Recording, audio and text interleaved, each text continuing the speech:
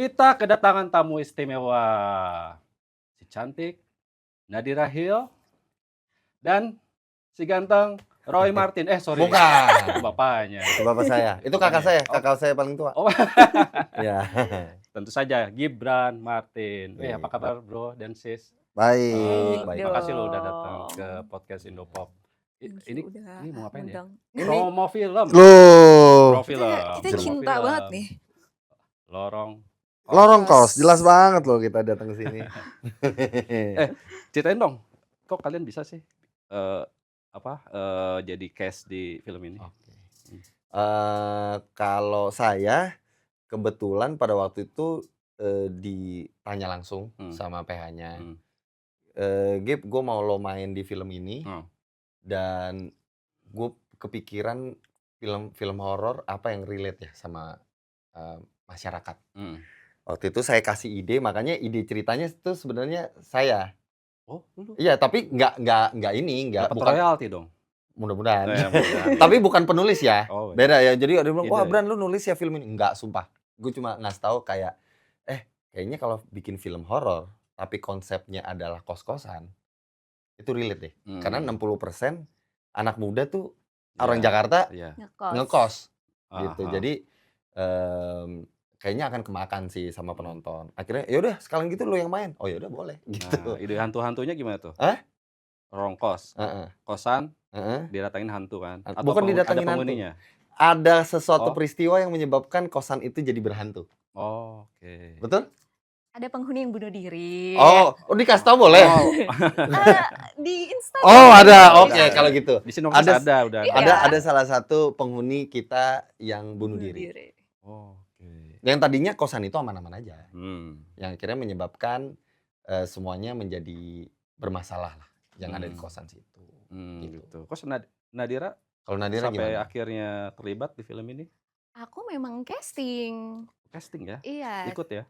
Iya, aku ikut casting ya? panggilan tapi. Gitu, terus memang pas dari dikirim sinopsis aku tertarik banget ceritanya. Karena menarik banget ya Kak ya. Iya. Kamu ditawarin berapa karakter? 3 awalnya. Dan silakan pilih yang mana gitu. Enggak, cobain 3-3-nya. Cobain 3-3-nya. Buat screen test. Tapi dari awal aku baca karakternya itu memang yang aku tertarik banget si Ira ini. Dan dapatnya Ira. Si Ira ini apa? Ira salah satu penghuni kos di situ, penghuni yang paling muda. Dia ini mahasiswi. Anak yang culun, lugu, penyayang banget, care banget sama teman-teman kosannya. Dan dia juga sahabatnya Tania yang bunuh diri ini. Sifat Ira di Nadira sendiri ada nggak yang relate? Polosnya kali ya. Polos. Polos ya. Baru tahu. Sesuai request kalau itu. Sesuai request. Kalau lu di sini? Jadi Bayu. Bayu itu gimana karakternya? Bayu itu dia ceritanya mahasiswa yang nggak lulus. Mahasiswa abadi lah ya. Mahasiswa abadi, makanya dia kosan. Jadi konsepnya itu adalah kosannya itu kosan murah. Kenapa dia milih di situ? Karena murah, supaya kan dia kan nggak lulus ya udah aman aja di situ. Kalau di kosan Sultan mah bahaya ada kan. Nah yang kedua dia playboy, itu nggak gua banget itu mas. Jadinya gua agak susah main di situ. Nggak lu banget. Ya. Terus si Bayu ini suka gangguin perempuan, semua perempuan yang di kosan itu. Salah satunya Ira ini. Ira ini digangguin mulu juga sama si Bayu gitu. Dan dia orangnya skeptis. Gitu. Skeptis, nggak percaya hantu segala macam, sampai satu peristiwa yang buat dia, kayak benar, kayaknya ada hantunya. Gitu. Selain playboynya, ada nggak yang relate?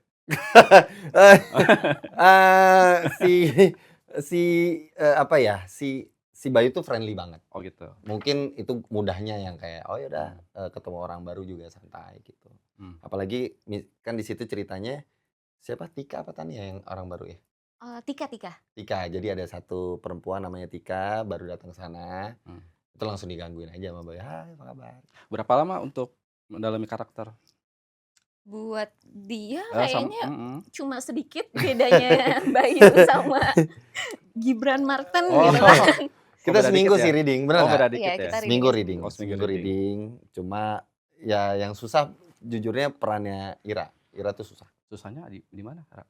Ya, Ira. Karena ada Ira Nadira menyangkut ya, ke siapa? psikologinya juga ya. Iya.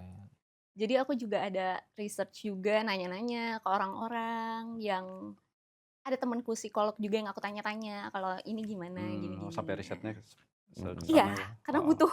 oh. Oke. Sebelum syuting ini, seberapa berani sih kalian menghadapi hal-hal yang berbau horor gitu di kehidupan nyata? Kalau saya penakut. Penakut? Penakut. Takutnya apa-apa? Takut sama hantu. Beneran penakut. Tapi pernah lihat gitu? Pernah. Kalau Oh. lihat pernah lihat, pernah digangguin, makanya jadi penakut. Digangguin? Digangguin. Oh. Digangguinnya gimana maksudnya? Enggak, jadi kalau di kosan Heeh. pernah digangguin itu cuma suara sih.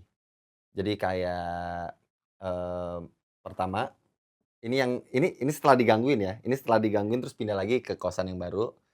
Karena kalau yang cerita ini saya sudah sering menceritakan yang ini aja. Oh, iya. Jadi saya tuh saya kan kadang-kadang kalau besoknya syuting atau apa, asisten pribadi terbaik saya kan nginep di kosan saya. Oh. Itu yang tatonya sampai sini. Oh. Nah, dia ini orangnya banget. Dia insomnia banget. Dia tuh Oh. tidur jam 3, jam 4 baru tidur. Kalau saya kan cepat tidurnya. Jam 9 udah tidur, jam 10 udah tidur. Nah, pada waktu itu kakak saya tuh WhatsApp. Saya kebangun jam 12. Saya ngeliat karena kan ngeliat handphone kan. Saya ngeliat handphone, saya ngeliat kakak saya nge-WhatsApp.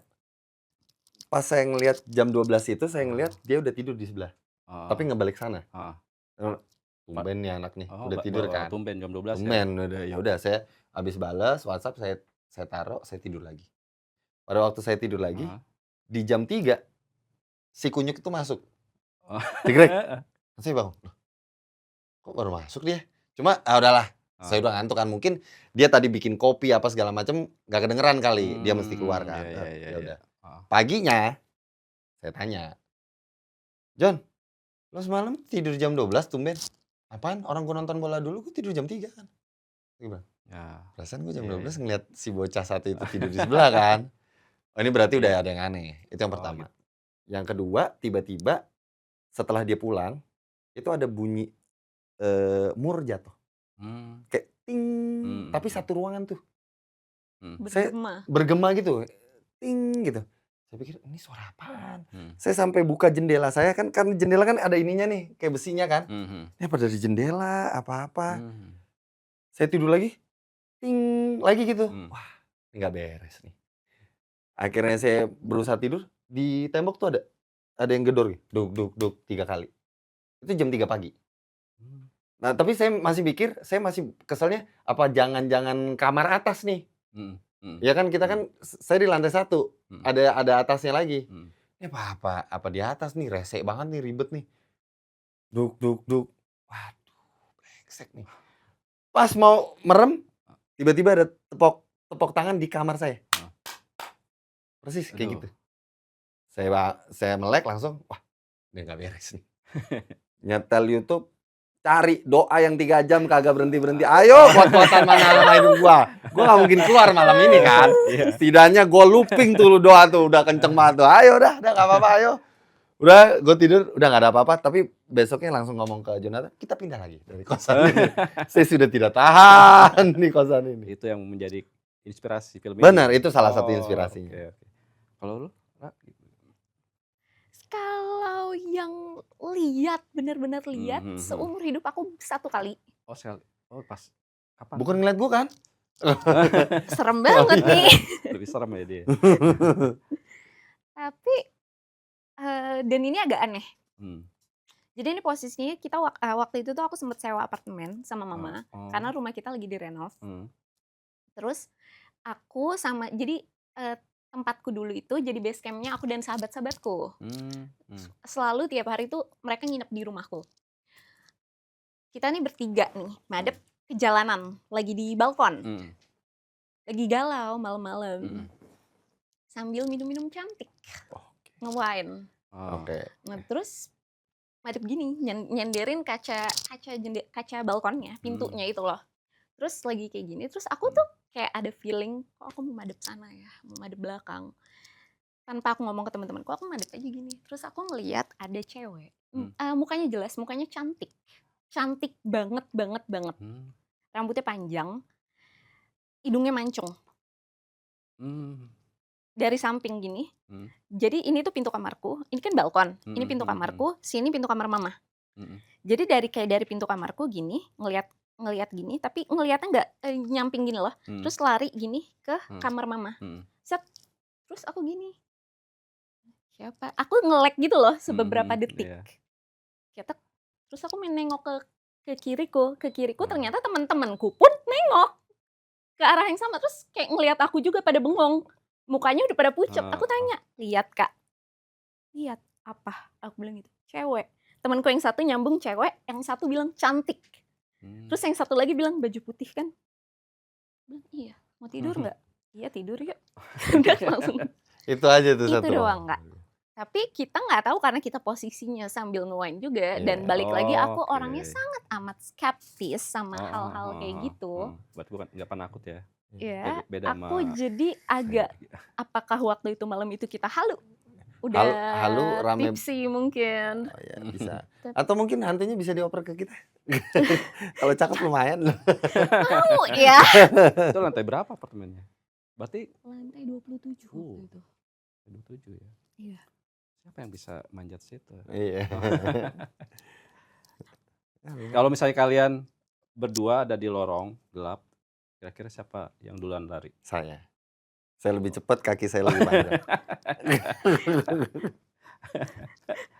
Dan Dia pemberani kok dia. Pemberani ya? Iya, Pemberani. aku kalau kayak kita main rumah-rumah hantu kayak gitu, aku tuh sama teman-temanku ditaruh di paling belakang atau nggak di paling depan. Oke. Dan emang udah pasti kalaupun mereka udah lari, aku tuh nge-lag gitu loh, kayak kenapa pada lari gitu. gitu. Nadira, ini kan film horor keberapa ya? Waduh, horor ke bentar. Entah keempat, entah kelima ya untuk horor. Udah banyak ya, kalau Gibran kan baru pertama.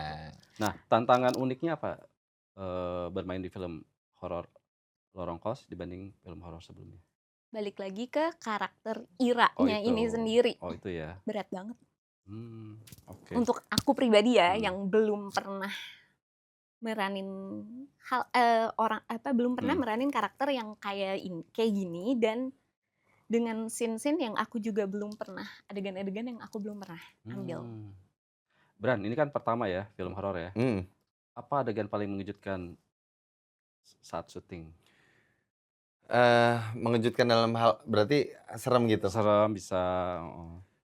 Seremnya adalah malam-malam kan kita berarti syuting malam terus tuh sampai pagi terus tuh, kita capek. Dan yang kedua, kalau horor kan berarti ternyata treatmentnya tuh kayak action, kayak film action. Jadi banyak banget yang bukan cut to cut tuh, bukan cut to cut yang kayak drama kan cut. Ini kan benar-benar long shot. Nah itu yang susah, dan itu mengejutkan buat saya yang kayak anjir capek juga ya, capek banget. Dan nggak dapet ulang lagi itu bisa nyampe 20 take karena kan kita sebagai meranin aja, tapi director tuh kan ngelihat kayak ini nggak dapet nih, nggak dapet seremnya, ulang lagi, nggak dapet seremnya, ulang lagi, itu nyampe pagi. Itu buat saya lebih mengejutkan dibanding ngelihat hantunya sih. Ngelihat hantunya tuh dari takut sampai bro nggak kelar-kelar nih kita nih. Kalau Ame Alfi itu yang punya kos atau apa? Enggak, dia salah satu teman kosan kita juga ceritanya. Saya pikir yang punya kosannya. Terus apa momen paling merinding yang mungkin membuat kalian takut saat syuting di Lorong? Kayaknya lokasinya. Iya, lokasinya serem banget. Lokasinya tuh di Bandung, kita dari tadi lupa itu lokasinya di mana. Cuma Lembang. Dewi Sartika. Oh, Dewi Sartika ya. Oh. Dan itu serem banget. Itu memang rumah tua gitu ya? Iya. Kayak hotel tua kan? Bekas hotel tua. Oh, bekas hotel yang udah nggak dipakai. Tapi emang looknya kayak kosan. Kalau ngambilnya jangan semua ya. Kayak sininya aja spot-spot beneran kayak kosan. Spooky banget ya. Spooky banget. Seada-adanya tuh. Saking tuanya tuh yang pintunya bunyi ngik gitu loh. Dan itu kita jujur aja kalau udah nyampe set itu nggak pernah sendiri-sendiri. Udah bergerombol aja tuh dah rame-rame. Ya misalkan masih tinggal sisa 3 di set ada 4 orang kan kadang-kadang kan kita nggak syuting semua.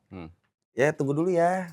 Misalkan Nadira yang syuting, kita di tempat tunggu mah orang nggak apa-apa kita ke set aja nggak apa-apa daripada nunggu di situ.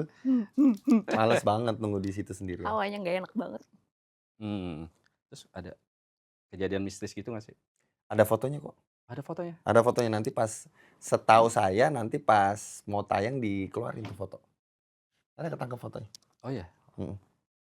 Percaya sih dengan lokasi ya? itu. Iya ada cewek gitu. Iya? Jadi fotonya itu adalah pertama yang lorong kita syuting itu difoto. Lorong yang depan? Iya, itu difoto sama kru. Difoto 3 kali, cerek. Di foto keduanya ada.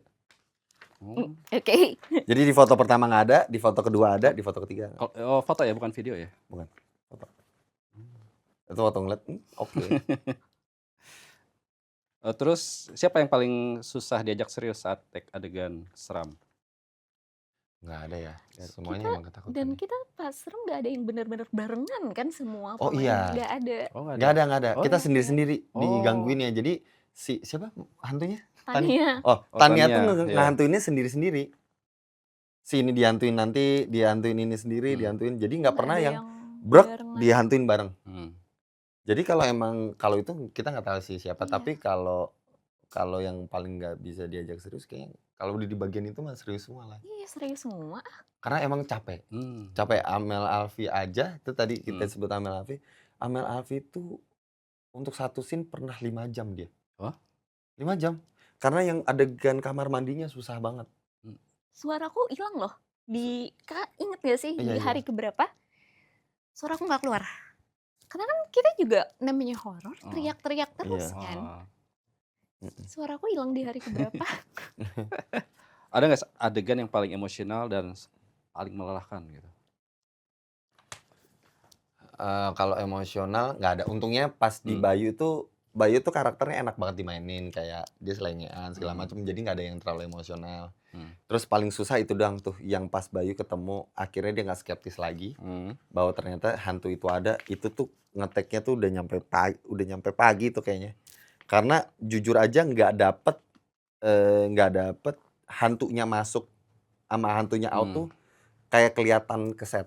Jadi itu diulang-ulang terus. Cuma selebihnya Bayu enak. Pacarnya datang ke kamar segala macam, happy. Iya. Happy, Bayu mah happy banget. Adegan-adegannya saya yang pilih. Karena dicat dari lu ya, jadi. Tadinya jujur aja, Jadi pacar juga ngesting sendiri ya? Betul. Nggak, tadinya peran pacar saya itu nggak masuk ke nggak mampir ke kosan. Di skrip tuh nggak ada. Gitu. Iya kan, karena kan by phone aja. By phone terus saya request, gimana kalau pacarnya masuk ke kosan? Boleh? Oke. Jadi. Dengan happy lah. Nah ini nih Ira nih gimana? Kayaknya sepanjang itu ya? Emosional, yang paling emosional mungkin scene terakhir dia sama Tania. Tania kan sahabatnya kan, dia sayang banget sama Tania. Cukup.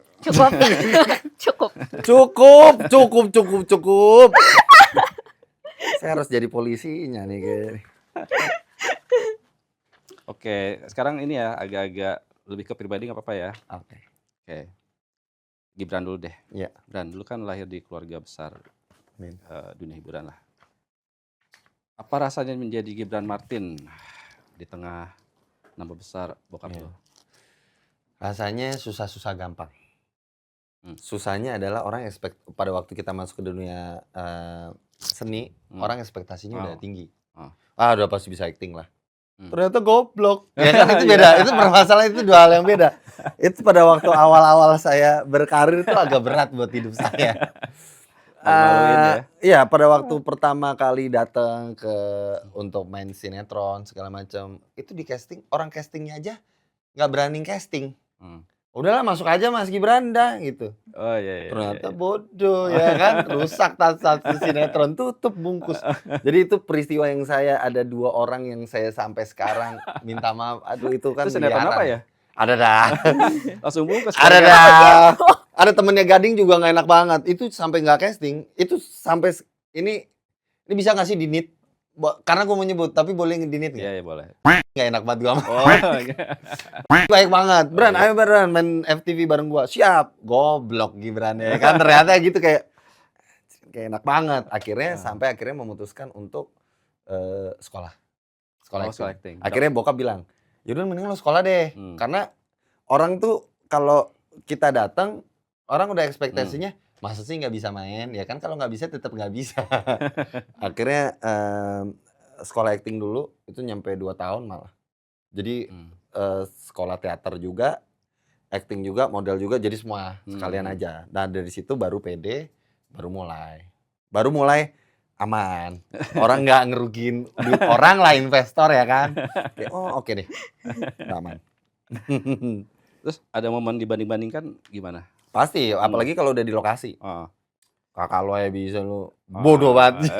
Ya kan, cuma nggak, saya tuh kadang-kadang sebenarnya serba salahnya adalah kadang-kadang mungkin karena nama papa, mungkin karena nama Gading, sutradara tuh mungkin jengkel. Cuma dipendem. Beda sama yang lain kan, goblok lo gitu. Tapi kalau ngadu ke bapaknya, iya kan, ribet kan. Tapi masalahnya ujung-ujungnya jadi nggak di-calling lagi. Kan gitu kan. Itu kayak aduh, kayaknya gue mainnya kemarin busuk deh. akhirnya untuk membersihkan nama saya tuh agak lama tuh di lokasi ya. Kayak enggak kok, gue bisa kok sekarang. Udah enggak bodoh lagi, enggak kayak dulu lagi gitu. Oh, gitu. Yang agak berat. Lu masih olahraga itu nggak sih? Brazilian Jiu-Jitsu? Brazilian Jiu-Jitsu masih. Masih ya? Kickboxing juga masih. Oh, masih kickboxing. Masih. Lu suka olahraga ekstrim ini kenapa? Karena jujur gue nggak bisa olahraga permainan. Beneran, gue yang agak otak gitu maksudnya? Agak dong. Enggak. Oh, enggak. Maksudnya bola. Oh, bola. Sepak bola, basket. Karena gue agak sulit bekerja sama sebenarnya. Jadi kan kalau bela diri itu kan bagus atau enggaknya diri sendiri. Iya dong. Kayak Brazilian Jiu-Jitsu itu malah Brazilian Jiu-Jitsu lebih kayak main catur. Oh. Beneran. Jadi kayak kita kalau kita nonton UFC ya, itu bener-bener kayak guling-guling doang. Sumpah itu nggak guling-guling doang. Itu mikirin gimana gue masuk ke sidekick, gimana gue nyekeknya, gimana nanti dia kalau lepas gue masuk ke sana. Jadi bener-bener yang kayak itu gue suka banget Brazilian Jiu-Jitsu. Kalau kickboxing bener-bener untuk strength and conditioning. Ya kan karena kita fisik supaya lebih ini juga biar bisa pukul tendang. Dunia hiburan sama jiu-jitsu kan kontras ya. Itu ya. Pada saat apa lu akhirnya ke jiu-jitsu? Sebenarnya menunjang kalau gua dapat peran action. Oh. Iya kan? Masuknya ke sana sih, Mas. Cuma masalahnya dari kemarin dapatnya drama, romantik, horor. Jadi nggak bisa juga ditendang hantunya ya kan? Terus sekalinya dapat drama percintaan ya kayak gitu. Jadi sampai sekarang sih belum kepake. Gak coba calling itu Iko enggak. Iko udah punya tim pencak silat. Ya. Kita kan jiu-jitsu. Coba boleh PH Indo yang mau produksi action di calling. Iya, kemarin ada yang nawarin tuh, tapi untuk sinetron kan ada tuh sekarang sinetron action. Di channel tertentu lah ya, cuma boleh dicoba nanti. Lu sekarang 38 tahun ya? Aduh, jangan disebut dong. 18. Lu kenapa masih mungkin memilih single gitu sementara? Iya, karena belum. Karena belum Jangan sana sini gitu ya. Oh iya, masih. Enggak, jadi gini, karena memang si Bayu itu ya. Sebenarnya gara-gara sibuk kerja. Sibuk kerja sih. Sekarang lagi sibuk kerja, lagi di bisnis juga kan, terus di film. Jadi emang untuk relationship yang serius lagi males. Jujur lagi males.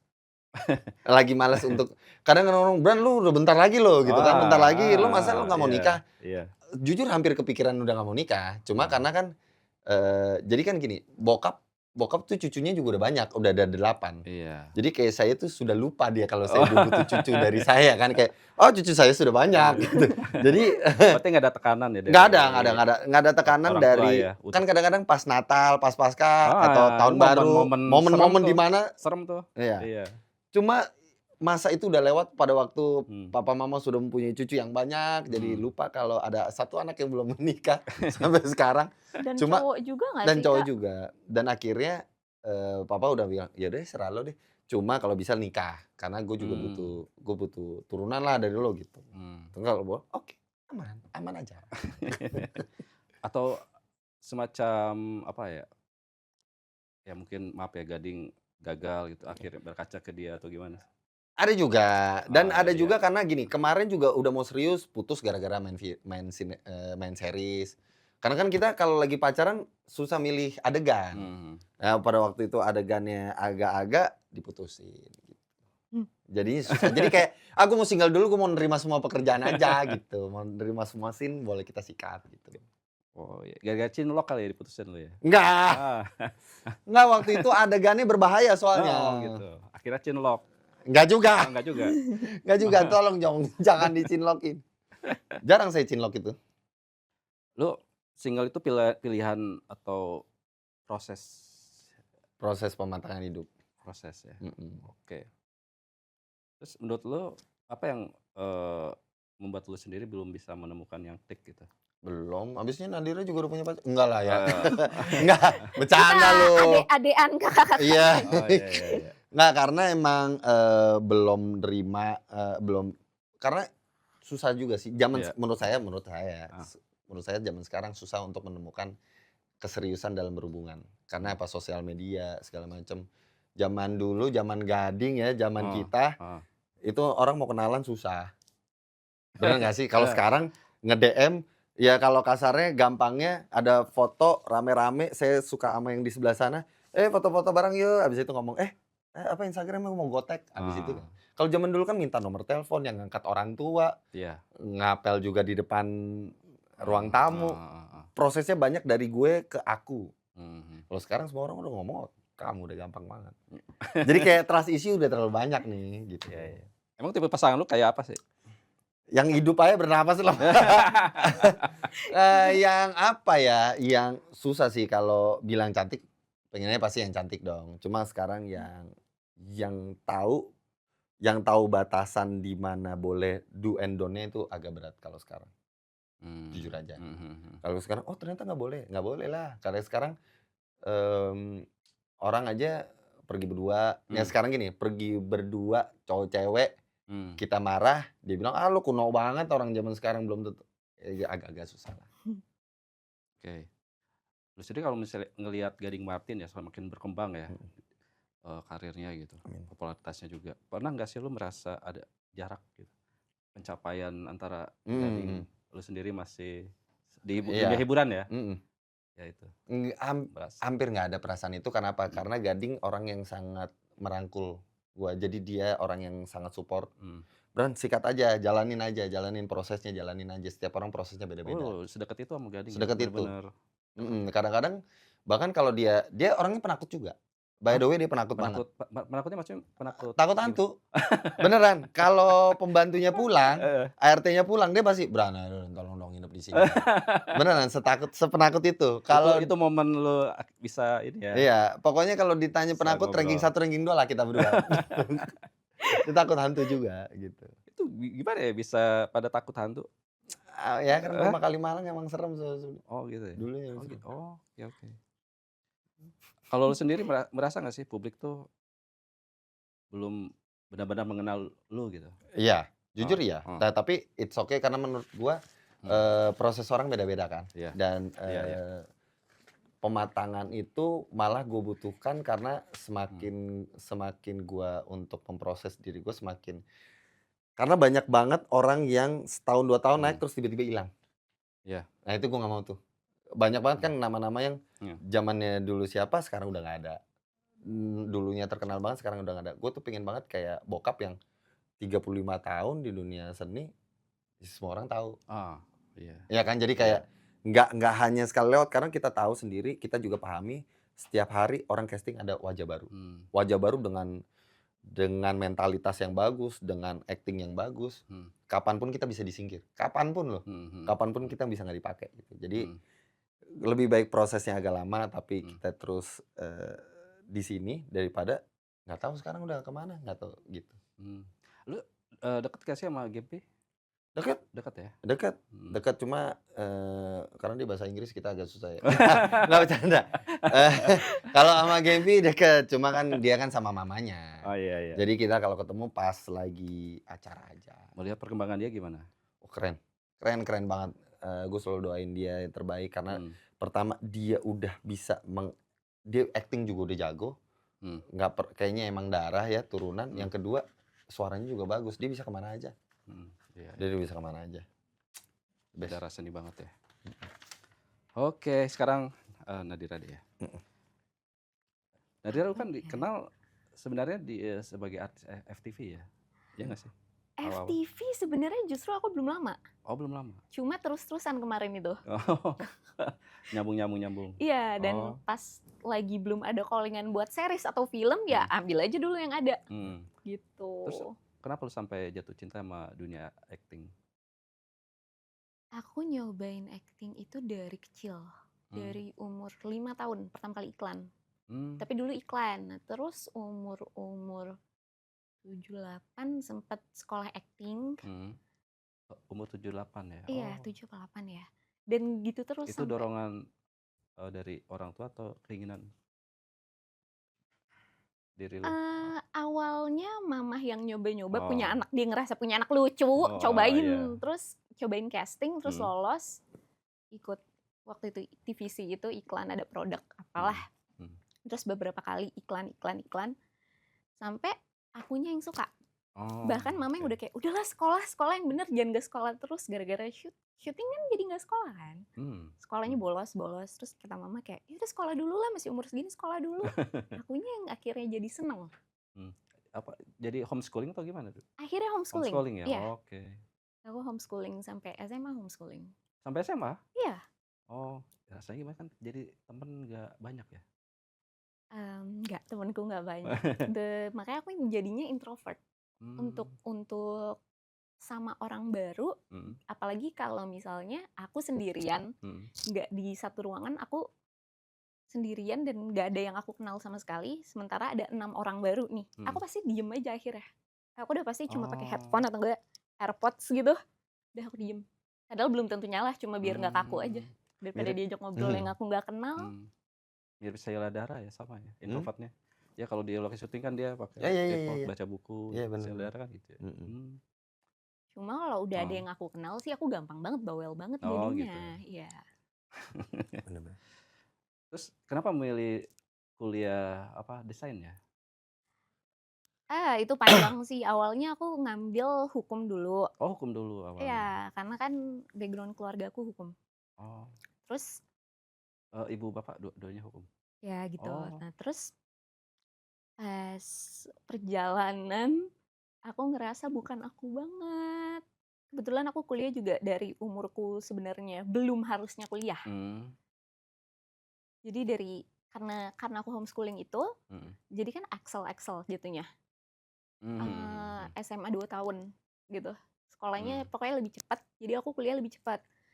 Terus jadi untuk fase di mana baru pendewasaan diri untuk tahu jati diri sendiri tuh agak lama kan, telat. Jadi pas udah kuliah aku ngerasa kayaknya bukan di sini. Terus aku sempet gap year juga.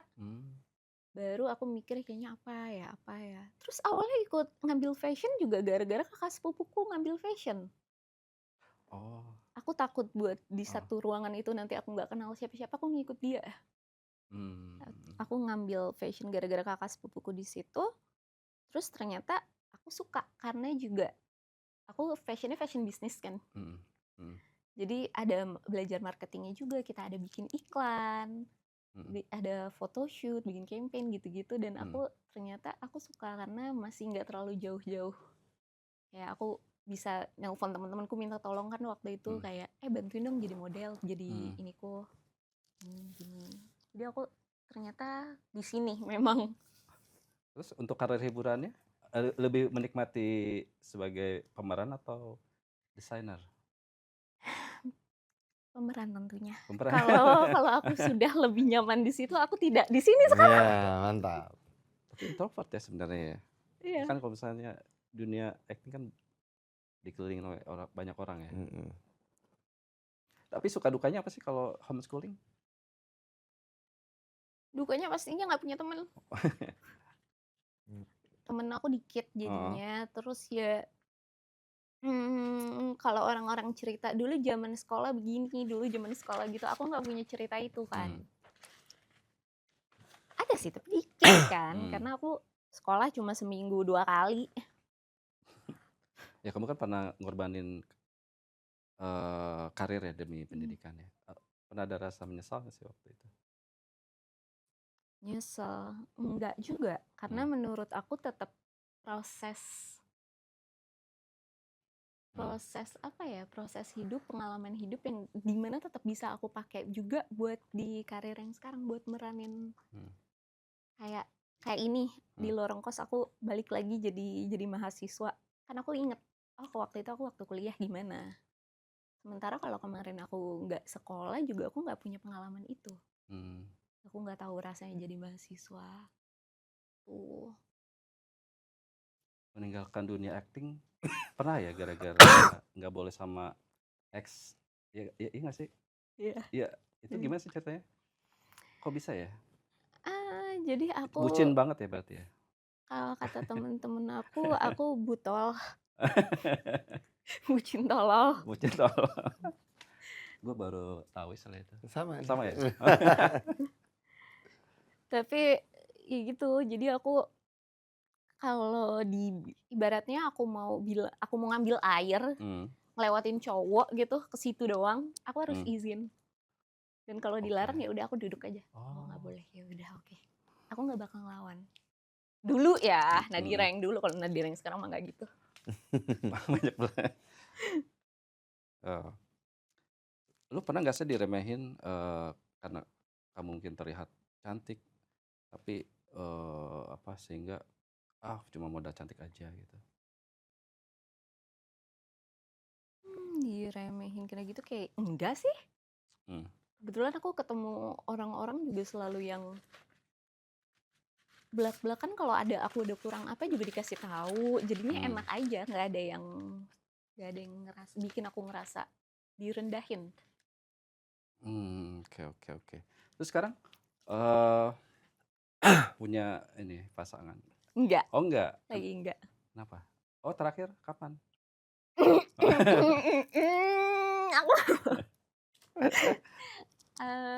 Kayaknya aku capek buat coba mengenal orang baru, tapi ternyata nggak jelas juga. Mendingan aku fokus sama diri sendiri dulu, lagi nikmatin hidup juga. Enak, nggak ada yang larang-larang, nggak capek telat bales chat dimarahin, gitu-gitu. Apa ya hal kecil yang membuat lu bahagia ya di tengah hiruk pikuk dunia hiburan? Hal kecil yang buat bahagianya aku gampang banget. Dikasih sendirian di kamar, matiin lampu, dengerin lagu, selesai. Simple. Introvert banget ya. Hobi aku tuh kalau di kamar aku ngelukis, ngegambar, kadang-kadang meretelin apaan, bikin apaan, handcraft apa, baca, gitu. Berarti udah banyak lukisan hasil Banyak karya dong? di kamarku, iya. Apa tuh lukisnya? Itu biasa dilukis pada saat lu apa sih? Gimana kondisinya? Nunggu mood. Kalau untuk aku ngelukis itu nunggu mood. Aku sebenarnya nggak ada basic ngelukis sama sekali. Berarti nggak kursus ya? Enggak. Cuma kayak kakakku dan kakak iparku tuh jago ngelukis. Aku suka ngeliatin mereka. Tapi aku tuh dulu gambar lingkaran aja bisa jadinya telur gitu, oval. Cuma belakangan aku iseng aja beli cat sendiri, beli kuas, beli kanvas, iseng. Awalnya cuma bikin abstrak, terus lama-lama aku pengen coba gambar ini, gambar itu, sampai jadi buka mama sama muka aku. Jadi deh. Itu. Baik lagi ya soal pasangan. Merasa ini nggak sih ada tekanan dari keluarga? supaya cepat-cepat gitu menikah gitu? Mamaku? Mama? Dari mama iya, tapi cuma lebih kayak, "Kapan dong? Mama pengen lihat anak kamu kayak apa nanti. Kapan dong?" Ya, Oh, kapan dong apa apa? Aku bisa download emang. udah Sabtu punya atau cucu belum sih? Minggu. Udah punya cucu belum sih? Siapa mama? Oh Mama udah udah, punya dari dari kakak-kakakku. Kakak udah ya? Iya. Oh, oke. Apa yang membuat lu belum klik gitu mencari pasangan? Aku ngerasa makin makin dewasa, makin Mhm. tua, kriterianya bukannya berkurang, makin nambah. Mmm, Jangan yang begini, jangan yang begitu, terus pengen keinginannya juga dapet yang kayak gini, kayak secara karakter terutama ya, kalau secara fisik aku udah kayak, udah enggak, itu nomor sekian. Secara karakter tuh nambah terus list-nya. Oke, Nadira, Eh. selain film ini, film apa lagi sih, yang lagi syuting kan kalau dia ada 3 film lagi ya? Ada 4. 4 film lagi yang Ada belum 4. tayang? Iya. Termasuk ini berarti ya, 4 ya? Iya. Kalau lu? Selain Lorong Kos, ada 3 lagi. Oh 3 lagi, itu semuanya genrenya? Minggu depan yang 1 tayang. Hmm. Pas kita premier, itu tayang. Oh iya? Iya, yang semalam aku premier. Semuanya genrenya horor? Enggak, horor 2, komedi horor 3 kalau sama Lorong Kos ya, horor 3, komedi 1. Kalau dia horor semua loh. Iya, horor semua. 4-empatnya horor? Iya, enggak 3. Kan 4 sama ini. Iya, maksudnya sama ini kan? Iya. Jadi 4-empatnya totalnya. 4-empatnya horor. Habis pertama kali main horor langsung Langsung horor. horor semua. Paling sulit? Paling sulit Jadi karakter yang mana? Ada satu lagi. Oh, ada satu lagi. Ada satu lagi yang nanti main sama Erika. Oh, sama Erika. Oh. Itu susah. Oh, itu susah banget. Oh, oke. Yang dari PH yang sama. PH-nya sama ya? Pasti ya? Iya bukan sih? Juga. Ya, lihat nanti ya kan. Langsung dikontrak berapa film lagi tuh berarti? Masih ada 3. Enggak. Paling susah yang ini ada satu di waktu itu kita syuting di mana kan? Daerah tuh? Kebumen. Oh bukan. Yang satu lagi. Yang sama Mas Balki. Di balik pintu. Itu daerah itu susah banget. Itu meraninnya susah banget. Jadi orang susah soalnya. Beneran tapi susah banget. Ternyata meranin orang jadi orang susah tuh berat banget, sumpah. Harus nangis. Iya, nggak punya duit. Jadi satpam. Iya, jadi iya kan? Itu susah banget, itu meranin itu susah banget. Aku udah lihat trailernya deh. Udah ya? Oh, udah. Cuma trailer doang. Itu susah banget. Itu juga itu dari PH yang beda. Iya. Itu wah, gokil itu. Berarti Nadira lu untuk peran paling sulit kayaknya film ini ya? Sampai risetnya. So far iya. Iya ya? Iya. Apa lagi peran yang mungkin lebih menantang bagi lu? Seperti apa? Banyak sih kalau mau explore yang lain-lain ya. Karena aku template-nya anak sekolahan. Oh, oke. Iya. Anak sekolahan ya udah yang gitu aja. Kalau kan gue beda-beda.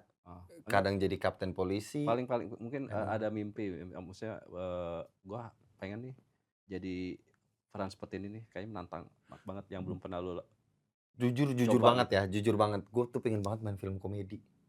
Dibanding action segala macam ya. Katanya susah tuh ya? Susah, karena bikin orang ketawa tuh susah banget. Iya benar. Bener gak sih? Iya. Orang stand up komedian aja belum tentu bisa bikin ketawa kalau udah nyampe layar lebar ya. Jadi pengen banget masuk film komedi karena hidup gue tuh komedi banget sebenarnya. Jadi kayak kok nggak ada yang nawarin gue film komedi sih. Kalau jadi kapten pernah, action pernah gitu. Tapi waktu itu pengen banget jadi film komedi tuh. Deketin Ernest lah. Ernest tau dong. Iya itu film komedi tuh pengen banget. Pengen aja ngelawak gitu. Itu susah sih, makanya itu ini tersendiri. Oke cukup, sebelum mengakhiri obrolan ini, silakan mungkin kalau mau promo ke kamera mana? Ini. Sini. Ya. Aku dulu, kamu dulu. Kakak dulu aja. Oke guys, jangan lupa nonton di tanggal 26 Juni ini 2025 ada film Lorong Kos tayang, tolong ditonton, tolong. Itu bagus banget ya. Iya, ada pesan-pesan moralnya. Betul. Jangan lupa ajak tetangga, temen, orang lewat, pokoknya ajak aja nonton semua ya, Ya. Lorong Kos. Jangan lupa. Dijamin serem. Karena saya udah nonton. Dijamin serem. Dijamin serem. Oke, sekian. Sampai jumpa dengan tamu-tamu lainnya yang bakal lebih seru dan mudah-mudahan kita bisa ketemu lagi ya Benar. di sini. Tunggu sebentar, masa ada tamu yang lebih seru dari kita sih? Aduh, iya juga. Ayo kita ulang lah episode-nya biar lebih seru. Oke lah kalau emang seru-seru nih. Oke, sampai jumpa lagi.